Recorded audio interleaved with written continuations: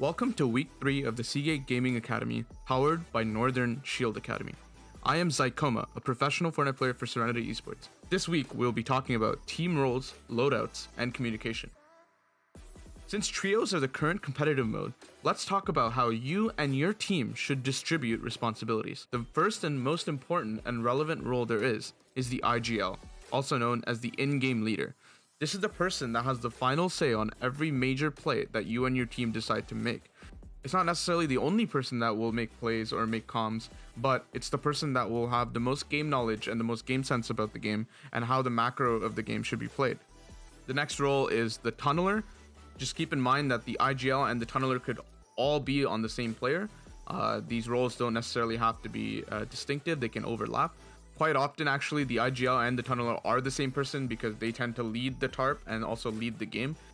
Then the next role we have is the fragger. This is the player that you rely on to do all the eliminations, whether it be in mid-game fights or in endgame in general. These are your people that are strong mechanical fighters, right? You want to make sure these guys have really good sense and feeling with the keyboard or controller, and they can frag out whenever they need to, and make sure they can secure kills, because this is mainly what their brain is going to be focused on, right? They don't really have to worry about the game sense or the macro of the game per se, because the IGL is more focused on that. So most of their brain capacity is really focused on making sure they can secure that kill and making sure they can win these fights for their team.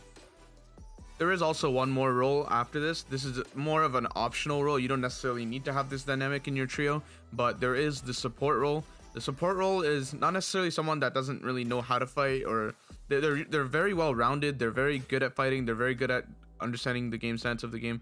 They mostly just follow up on what their fragger is doing and tag along with him, right? So if the fragger is staying back tarp, trying to get a kill in the back of Storm, the support player is also there following up on that. And also just if the lead tarp needs some help because there's not enough space to make a tarp, the support player is up there and helping with that as well.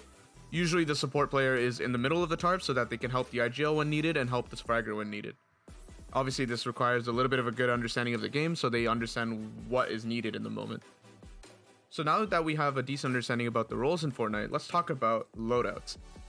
So what is each position going to be holding in each, let's say an average game, right? Usually you want to have a harpoon on your trio. Harpoon's a very underrated item in this meta, and it's extremely important you hold one because, for example, let's say your trio wants to get an impact because your mats are pretty lacking. You're not in a very good position. You're in a scuff position, right? Let's say your trio needs an impact. The harpoon is really good to have on your team because it extends your impact range from 1 meter, 2 meter, right? Which is like your pickup range, all the way up to 34 meters, right? So if you see loot that's far away, but it's not quite accessible because you don't want either waste mats or it's not safe, the harpoon is really, really good to picking up 500, 1000 mats randomly, right? It's almost essential that you hold this item, I believe. In my opinion, you should put this item on your fragger or your support player. You do not want to have this item on your tunneler because your tunneler is focused on one thing, right? Which is keeping the tarp safe and creating a path and creating space for your team, right? So if they have an additional responsibility about harpooning very important mats, right? That's cutting down on the time they have to keep the tarp safe for their own team. The same idea goes for splashes, right? Splashes are also a key item in this meta. There's 3 major shield items in this meta, right? Which is minis, bigs, and splashes. Obviously fishes exist, but they're a little bit more niche. But I think splashes are very important that you do not keep on your tunneler as well. The reason being is that there's some situation in very, very stacked endgames where your tunneler has to keep tunneling. They cannot stop. They cannot be unfocused on their task. And if they, for any reason, need to heal up, right? You have your other players splashing them as all 3 of you are running forward. And it's very important to have this dynamic because if you keep the splashes on your tunneler, he is stopping the tarp. And as soon as you stop the tarp for even 5 to 10 seconds, your whole endgame could be falling apart. I think at the current understanding of the game, that front tarp is super important, really staying ahead and making sure that you have the space available for your team to be alive. So again, keep same concept, keep the splashes on your back players. Things like snipers, this can go on anyone because snipers are usually used for storm surge in mid game and before that, so it doesn't really necessarily matter, just put it on your best sniper. Other things like heals, again, distribute it normally, and you usually have one heal off player. This is usually your fragger, right? So any sort of heal off items like floppers, like splashes, like cabbages, right? Cabbages are also a very good heal off item. Medkits, you can sort of keep them distributed around, keep them sort of stacked on your fragger player. But then like during the end game, you really want to make sure that you're dropping these items for whoever wants to play heal off, right? Usually the heal off player is your fragger. Reason being is that they have the most potential to clutch up the game after. For any reason, if there's still people alive after they perform the heal off, they need to be able to clutch up. So putting it on their most mechanical fighting player is the smartest thing to do. And the last thing is, if you have any bouncers, try to keep them on your tunneler, just so that the one they leading, if they decide to make a bouncer play to get ahead of zone or whatever, then they can do so. Now that we talked a little bit about loadouts, let's talk a little bit about how you can find out what your best fit is. What are you going to be the best at, right? If you don't know already, it's really simple, right? Are you good at rotates? Are you good at leadership? Is your macro understanding about the game and what to do in every single mid-game situation and game situation really good? In that case, you should be an IGL, right? Is your tarping skill good? You can also be a tarper.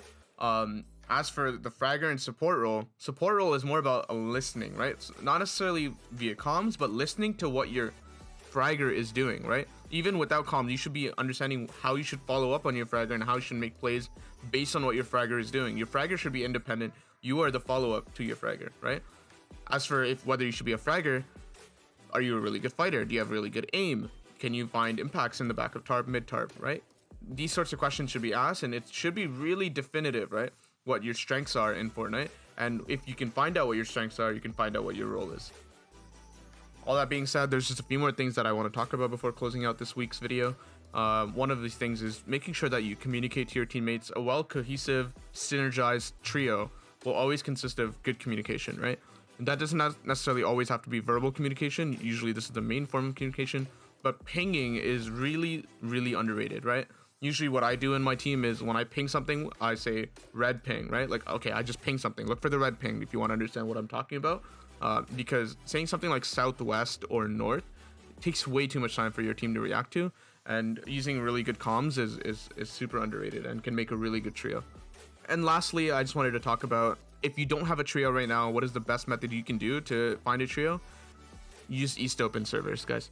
I think this is the best thing you could do if you don't yet have the connections necessary to form a trio, and really put your focus on improvement, right? Don't necessarily worry so much about, okay, my team's holding me back, my teammates are the reason I can't climb.